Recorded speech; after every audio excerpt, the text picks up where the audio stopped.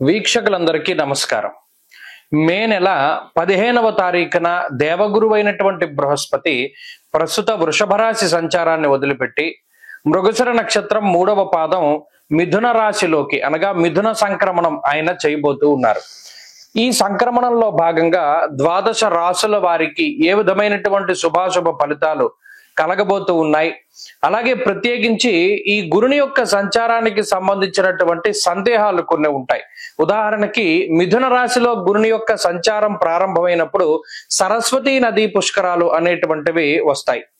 అలాగే ఈ గురుడు ప్రత్యేకించి ప్రతి సంవత్సరం గురుర్ద్వాదశ మాసాన్ని త్రింసన్మాసంశనేశ్చరః గురువు 12 నెలల పాటు ఒక రాశి యందు సంచారం చేస్తారు జనరల్ గా.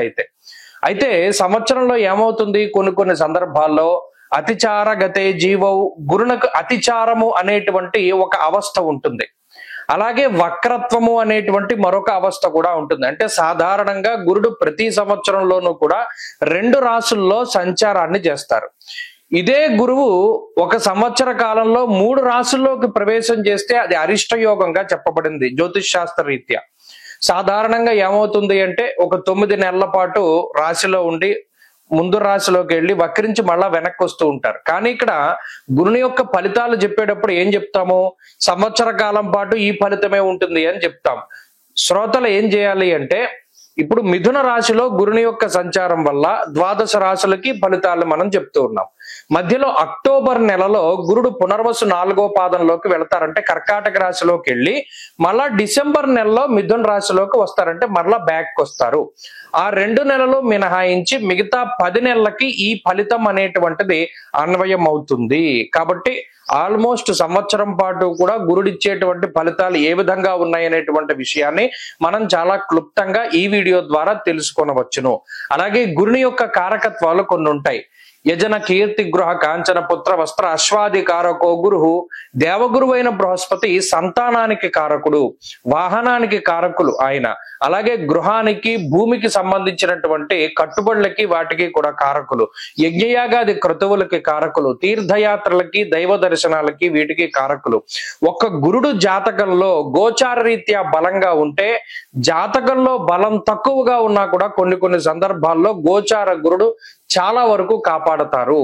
కాబట్టి ఈ విషయాన్ని మనం దృష్టిలో పెట్టుకోవాలి. గురుబలం లేదు గోచారంలో అంటే ఆ సంవత్సరం అంతా అదృష్టం ఉండదు, దైవ బలం ఉండదు, ఏ పని చేసినా కలిసి రాదు అనేటువంటి విషయాలు ఉంటాయి. కాబట్టి ప్రతి రాశికి ఈ ఫలితాన్ని మనం అన్వయం చేసుకుంటూ వెళదాం.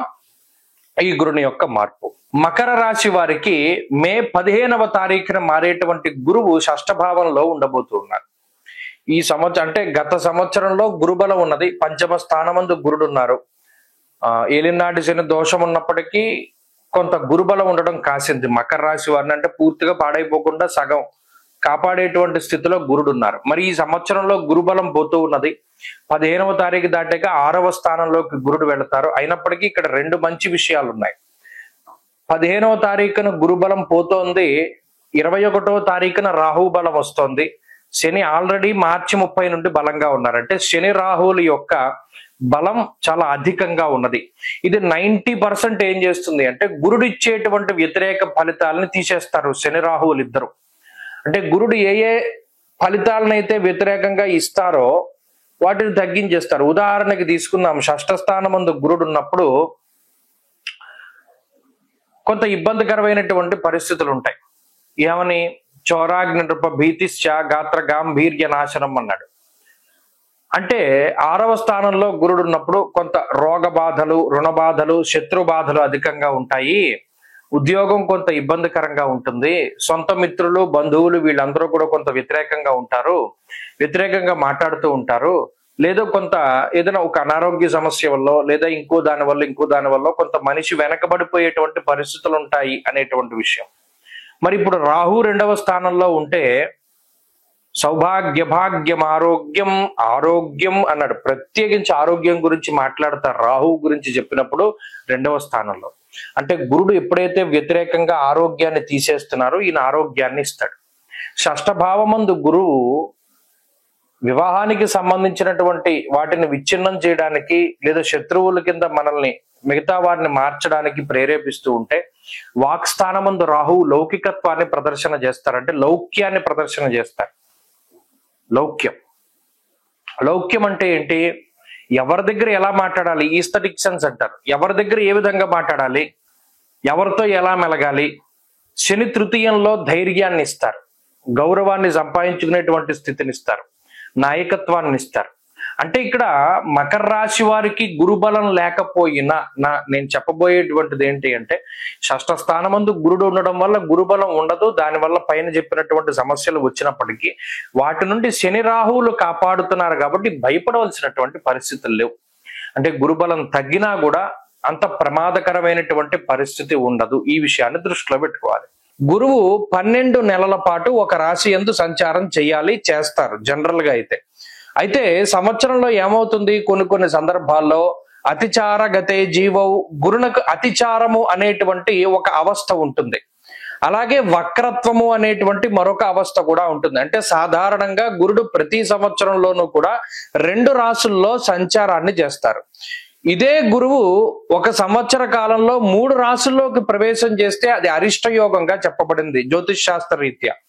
సాధారణంగా ఏమవుతుంది అంటే ఒక 9 నెలల పాటు రాశిలో ఉండి ముందు రాశిలోకి వెళ్ళి వక్రించి మళ్ళా వెనక్కి వస్తూ ఉంటారు. కానీ ఇక్కడ గురుని యొక్క ఫలితాలు చెప్పేటప్పుడు ఏం చెప్తాము, సంవత్సర కాలం పాటు ఈ ఫలితమే ఉంటుంది అని చెప్తాం.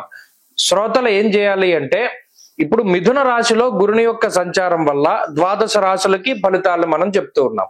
మధ్యలో అక్టోబర్ నెలలో గురుడు పునర్వసు 4వ పాదంలోకి వెళతారంటే కర్కాటక రాశిలోకి వెళ్ళి మళ్ళా డిసెంబర్ నెలలో మిథున రాశిలోకి వస్తారంటే మరలా బ్యాక్ వస్తారు. ఆ 2 నెలలు మినహాయించి మిగతా 10 నెలలకి ఈ ఫలితం అనేటువంటిది అన్వయం అవుతుంది. కాబట్టి ఆల్మోస్ట్ సంవత్సరం పాటు కూడా గురుడిచ్చేటువంటి ఫలితాలు ఏ విధంగా ఉన్నాయి అనేటువంటి విషయాన్ని మనం చాలా క్లుప్తంగా ఈ వీడియో ద్వారా తెలుసుకొనవచ్చును. అలాగే గురుని యొక్క కారకత్వాలు కొన్ని ఉంటాయి. యజన కీర్తి గృహ కాంచన పుత్ర వస్త్ర అశ్వాది కారకో గురు, దేవగురువైన బృహస్పతి సంతానానికి కారకుడు, వాహనానికి కారకులు ఆయన. అలాగే గృహానికి భూమికి సంబంధించినటువంటి కట్టుబడులకి వాటికి కూడా కారకులు. మరి ఈ షష్ఠభావమందు గురుడు ఇచ్చేటువంటి రోగ రుణ శత్రు బాధల నుండి బయటపడాలి అంటే చక్కగా గురువారాలు చేసుకుంటే సరిపోతుంది. ఎందుకంటే శని రాహువులు బలంగా ఉన్నారు కాబట్టి మనం దాని గురించి మర్చిపోవచ్చు. గురుబలం పెంచుకోవడానికి అంటే కొంత అదృష్టాన్ని యాడ్ చేసుకోవాలి జీవితంలో, కొంత దైవ బలాన్ని కావాలి అనుకునేటువంటి వారు ఏం చేయాలి అంటే, గురువారం నాడు ఒంటిపూట భోజనం చేసి మౌనవ్రతాన్ని పాటించి శనగలు దానం చేయడం, దక్షిణామూర్తి స్తోత్రం పారాయణ చేయడం, సిద్ధమంగళ స్తోత్రాన్ని చదవడం, దత్తక్షేత్ర సందర్శనం చేయడం, లేదా శ్రీ గురు చరిత్ర సప్తాహం చేయడం, ఇటువంటివి చేస్తూ ఉండడం ద్వారా ఆటోమేటిక్ గా గురుబలం కూడా పెరుగుతుంది. కాబట్టి ఈ సంవత్సరం ఇబ్బంది లేకుండా వెళ్ళిపోతుంది.